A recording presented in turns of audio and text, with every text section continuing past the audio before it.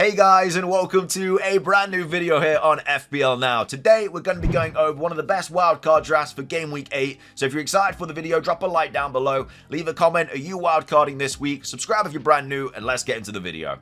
So, starting things off, before you say anything, I know that this wildcard draft looks different to my team selection video yesterday. That's just simply because my team selection's all over the place at the moment to try and catch price rises and dodge price falls and stuff like that. But I think before the deadline, my team will probably look something like this. Unless anything happens midweek, because obviously it's still like Champions League and stuff and whatnot this week to play. But either way, in goal we do have Turner and Areola. Very self-explanatory, 4.2 and 4 mil keeper. I mean 8.2 between them, so not bad for two playing keepers. Again, I'd probably play Turner this week and then next week, who's got when they've got Crystal Palace away and Luton at home, and then Areola is just fine to play for a very long time. And again, 4.2 mil for a starting keeper and 4 mil. You can't really go wrong with that. I'm not like a massive fan of Turner as an option because I think he potentially could lose his spot. But at the same time, if that does happen, you may lose a little bit of money in him. So if you just want to go Areola and not worry about any kind of price falls with Turner, if he starts like losing his spot and stuff, then obviously just go for like a different 4 mil keeper that you're not going to lose any money on. It's just a little bit more of a safety net, you know, if something happens to Areola, you'll have Turner in the backup as long as he's still the #1. But either way, there's not really too much more to say about the keepers. There are other options as well, like your Fleckens and your Lenos and stuff like that. But I just think that Areola, with the fixtures coming up after, like, if you're on a Game Week 10 wildcard, Areola is perfect because you dodge the two, like, tough fixtures really with like Newcastle at home and Villa away, and then you've obviously got him for Game Week 10 and it's fine. And again, Game Week 10 wildcard could probably be better in Game Week 8. It's all team dependent. Obviously, you got your Brighton and your Arsenal players in Game Week 10, whereas. And you can still like drop Villa players on there as well. Whereas on your Game Week 8, you can go hard on like Spurs and Villa and stuff like that. But yeah, that's like the big difference. So yeah, I mean it's obviously team dependent. But either way, Areola and Turner in goal for the keepers. At the back we have Cash, Burn, Gabriel, Udogie, and Kabore. As you can see, no Trippier in this squad. Now again, you obviously don't have to go with this draft at all. It is just food for thought at the end of the day. But Trippier, I don't think they keep a clean sheet in West Ham. Crystal Palace at home, they potentially could, and then Wolves away, like, they may keep a clean sheet in all those games. You never know. And you've still got the Newcastle defender in there for clean sheets. It's just the fact that Trippier has such a high ceiling with like bonus point potential. He's on all the set pieces, and so that's the kind of difference. Like if you went Dan Burn against Trippier, Trippier's got like 30 points in the last two. Dan Burn's got what, like 12? I don't even know off the top of my head, but it's definitely nowhere near as what Trippier's got. So it is a massive difference, but I feel like it's one of those like you may have already missed the train on the Trippier points. Again, the fixtures are still good. I'm not going to sit here and say that Trippier won't explode in the next few game weeks, but you can't have everyone. You can't have your Watkins, your Trippier, your Salah, your Haaland, your Son, your Maddison, and it's just not possible. There's just not enough money to go around. So that's why Dan Burn's in this draft, but if you did want to go Trippier instead, then obviously you would have to remove someone elsewhere. But either way, we've got Cash, we've got Burn, we've got Gabriel in this draft as well. Now a lot of people are probably raising their eyebrows at this pick, but that is mainly just to save your transfer down the line.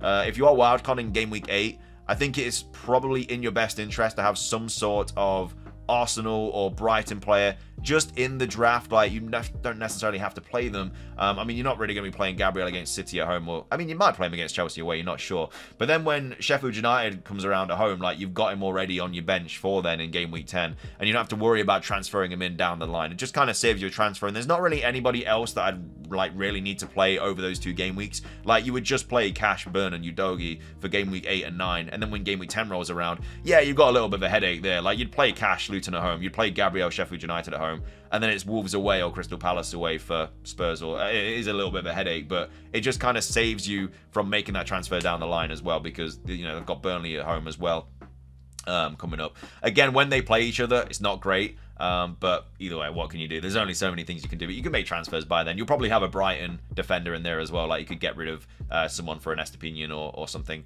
And then also Kabore is just there for bench fodder as well. But I do like the idea of having an Arsenal or a Brighton player. Like it could be Estepinian as well. If you're on a wild card, you may already have had Estepinian in your squad, so you probably would have saved some money on him there. So you could probably fit him in. But Gabriel, again, he seems to be a sure starter now. He started the last 1, 2, 3, 4 games, 90 minutes in all of them. Yeah, I mean, obviously Saliba is a little bit more nailed, but I think the whole issue with Gabriel is probably now sorted, so I think you're absolutely fine just having Gabriel. And like I say, it just saves you a transfer down the line. So that's why he's on this draft, but again, it could be an Estepinian, could be a different player, could be a Ben White if you really wanted to, but that's a little bit more expensive. This is just like the cheapest way into that defense. But anyway, that's the back line for the Game Week 8 wildcard. In midfield, we have Salah, Diaby, Maddison, Son, and Bowen. Again, Salah is one of those, like, do you go with him, do you not? If you have him, it does kind of lock you into a lot of other picks, whereas if you don't have him, then it allows the freedom. Like, you could drop him down to like a Saka or something, and then you could obviously upgrade a Bowen or a Diaby, but they're like decent options, especially with the fixtures they've all got coming up. Like, look at the sea of green fixtures coming up for these 4 players here.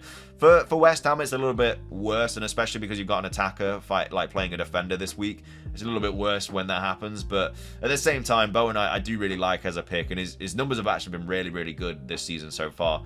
So yeah, hopefully he will continue to tick over with that. Son and Maddison are very self-explanatory. Now, it has come out that Son has been like rocking a groin injury or something for the past month, so he may be getting some early subs as well, which is a little bit unfortunate, which has kind of put me away from captaining this week. Obviously, we'll wait for press conferences and stuff like that before I decide my captain, and obviously Haaland can still go big against Arsenal, but yeah, Luton away is obviously such a good fixture for Son. But yeah, if he is going to get dropped early again because of this injury, is it someone you're going to really want to captain? Like, obviously he can score a hat-trick in 60 minutes, you know, he's done it before, but it's just whether, you know, that injury is going to affect him even more so. And then Maddison also on there as well. Like, Maddison's just a really, really good pick. I feel like he's got to be on every single wildcard draft. Like, I feel like Son does as well, but captaincy wise, like, maybe even Maddison's a better pick. You just don't know. Diaby is on here. It all depends on his injury, like if he's okay. There have been, I think, reports saying that he's going to be fine, and the reports that he's not going to be fine. Obviously, if he's not fine, this will also need to be tinkered with a little bit more, but this is just based on the fact that he is okay and he will be playing.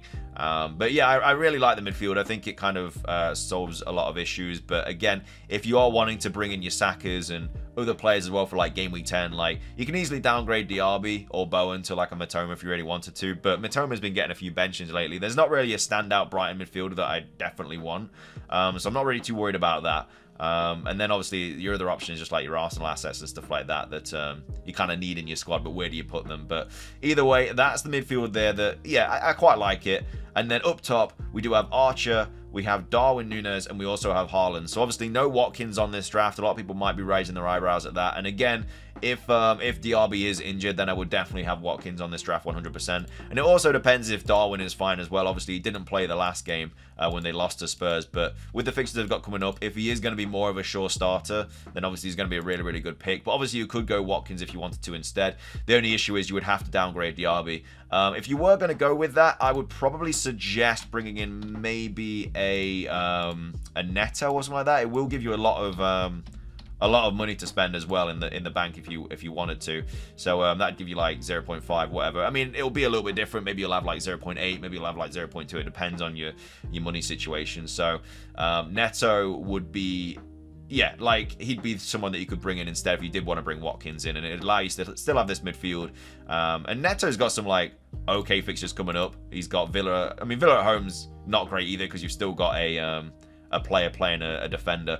Then Bournemouth away, Newcastle at home, Sheffield United away. Like, he could just be there as a player that you bring in. Again, you could also bring in Gordon. Gordon probably would be a better shout as well, because then you don't have all your players like playing each other.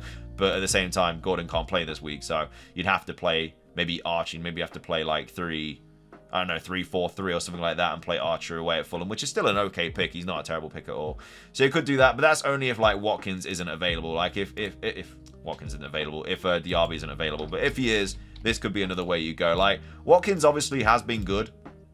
Don't get me wrong, he's returning like every single game, barring the 3-0 loss against Liverpool. But he's not going to be scoring hat-tricks and getting 2 assists every week. It's very knee-jerky, and people have been knee-jerky very much this season. When Son scored all those goals, people brought Son in. Didn't do anything. When Sterling got like a huge return, everyone brought Sterling in. Sterling didn't do anything. The only time it's actually paid off was when Trippier got a massive haul, and then people brought him in. He got like a 12-pointer after that as well. So that's that's the only one that's like done well. So don't try and get like, I guess, attracted into the idea that he's going to do bits every single week. I mean, the fixtures are incredible. He's a sure starter, 90-minute man. But again, you never know what's going to happen. But this is kind of the wildcard draft that I do kind of like the idea. Obviously, this has to be Darwin Núñez because you won't have enough money there.